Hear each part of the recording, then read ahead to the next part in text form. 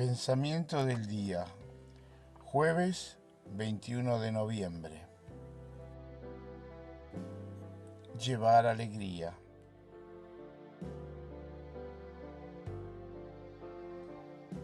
Nuestro ideal siempre nos ha enseñado que la caridad hacia el prójimo es fuente de alegría. Estén siempre alegres. Tenemos que estar siempre contentos.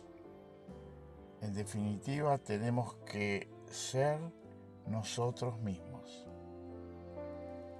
Hace unos días, una persona me preguntó si la sonrisa y la alegría son un punto de nuestra regla.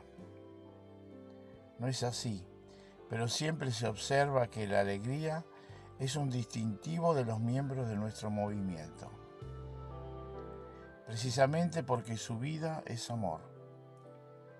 Cuanto más ardiente sea el amor, más aumentará la alegría y tendremos mucha para dar al mundo.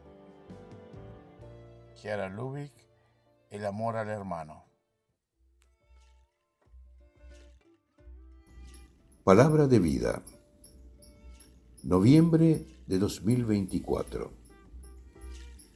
Esta viuda, en cambio, ha dado todo cuanto poseía, todo lo que tenía para vivir.